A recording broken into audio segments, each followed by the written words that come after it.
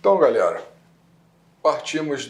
entendemos a anamnese, trocamos informações, coloquei a sonda e o longitudinal de eixo longo, tem uma homogeneidade, boa contratilidade, beleza, mas isso aqui de boa contratilidade também ia ter na hipertrófica, então não me ajuda em nada, tá?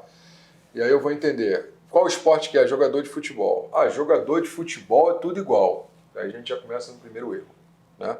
Jogador é tudo igual no Ergo-Spira? Não, com certeza não é tudo igual na Ergo-Spiro, não é tudo igual no Eco, não vai ser tudo igual pelo simples fato de que o treino deles não é igual. Exatamente. Cada um tem uma posição, cada um tem um tipo de treinamento e isso é importante da gente entender, que é o que eu falo sempre, né, João? Precisa saber se o tipo de treino dele faz com que ele mereça esse tipo de coração. O que a gente quer dizer com isso? Ele treina força? Ele treina mais endurance? É um treino misto? Qual a especificidade do treino dele? Isso é fundamental no nosso entendimento. Então aqui, primeiro, uma coisinha que eu tenho que contar para vocês, a etnia dele era um jovem negro que era volante. Beleza. Volante. Ah, mas o volante treina igual o lateral treina. Então a gente tem que começar a ver o futebol para ver que não é assim. O cara que treina como volante, joga como volante, ele tem uma especificidade de treinamento diferente. E aí ele tem um padrão de ergospiro, um padrão de ecocardiografia. Até aí, ok, é a anamnese, a observação, a interpretação sobre o atleta que a gente está vendo. Mudando a avaliação, eu vou para um ponto extremamente importante. Quando eu tenho uma hipertrofia do ventrículo esquerdo, um espessamento desse ventrículo, eu vou gerar uma dificuldade de relaxamento, no caso de doença. No caso do atleta de força, veja, eu não vou ter disfunção diastólica, padrão de disfunção diastólica. Isso é essencial. E isso, a gente fala muito sobre técnicas avançadas, mas isso é um entendimento que o próprio ecocardiografista que faz a técnica simples, o eco bidimensional, ele pode ter esse pensamento. Exato. Né, João? Ah, poxa, tem uma hipertrofia aqui, será que ela é patológica?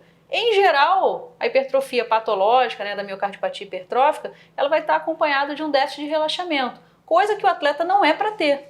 Exato. O que a gente quer dizer com déficit de relaxamento? Óbvio que a gente vai analisar a função diastólica, que é o relaxamento.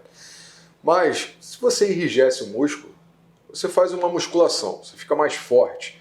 A sua movimentação, ela é diminuída. Um cara muito grande, ele tem uma movimentação diminuída e comparado a um cara com maior elasticidade, um menor volume, coisa e tal.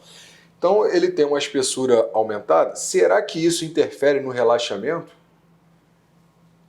A relação é A de 2,02, um Doppler tecidual, que aí vem no segundo momento amplo, uma movimentação ampla de anel mitral, não tem disfunção diastólica.